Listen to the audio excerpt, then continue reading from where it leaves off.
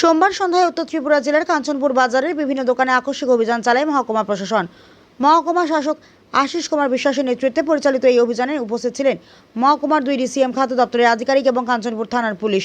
অভিযান চলাকালীন বাজারের একাধিক দোকানে তল্লাশি চালিয়ে বিপুল পরিমাণ মেয়াদ উত্তীর্ণ শিশু খাদ্য ও অন্যান্য খাদ্য সামগ্রী উদ্ধার করা হয়। উদ্ধার হওয়া সমস্ত মেয়াদ উত্তীর্ণ পণ্য ঘটনাস্থলেই নষ্ট করে ফেলা হয়। এছাড়াও সংশ্লিষ্ট দোকানদারদের কড়া সতর্কবার্তা দিয়ে জানিয়ে দেওয়া হয়, ভবিষ্যতে এই ধরনের অনিয়ম ধরা পড়লে তাদের বিরুদ্ধে কঠোর আইনি ব্যবস্থা গ্রহণ করা হবে। মহকুমা শাসক আশিস কুমার বিশ্বাস জানান, সাধারণ মানুষের স্বাস্থ্য ও খাদ্য নিরাপত্তার বিষয়টি প্রশাসনের কাছে সর্বোচ্চ অগ্রাধিকার। বাজারে ভেজাল ও মেয়াদ উত্তীর্ণ খাদ্য সামগ্রী বিক্রি বন্ধ করতে আগামী দিনে এই ধরনের আকস্মিক অভিযান নিয়মিত চালানো হবে। কাঞ্চনপুর প্রতিনিধি রিপোর্ট, প্রতিদিন ত্রিপুরা। কাঞ্চনপুর মহকুমার বিভিন্ন বাজারে যে খাদ্য সামগ্রী, প্যাকেটজাত খাদ্য সামগ্রী এবং অন্যান্য সামগ্রী বিক্রি হয় কিংবা বাজারের দাম দর কী আছে সেটা জানার জন্য প্রায় সময় বাজারে আমরা ভিজিট করি। তো সেই অনুযায়ী রুটিন ভিজিট হিসেবে আজকে আমি আমার ডিসিএম এবং ফুড সেকশনের স্টাফদের নিয়ে, পুলিশের সঙ্গে ছিল, কাঞ্চনপুর বাজারে যাই।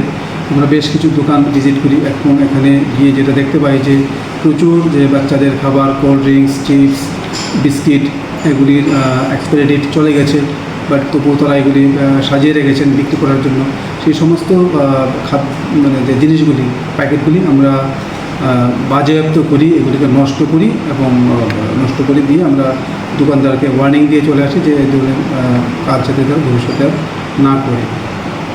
তাছাড়া কি কোনো ধরনের আইনি পদক্ষেপ আপনারা নেন? না, আইনি পদক্ষেপ বলতে তাদেরকে ওয়ার্নিং দিয়ে চলে এসেছি।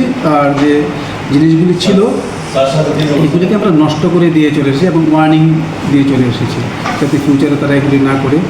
একটি দোকানে আমরা যে চালের দোকান ছিল, গ্রোসারি লাইসেন্স ছিল, তো আমরা লাইসেন্সটা দেখলাম যে রিনিউ করা নেই।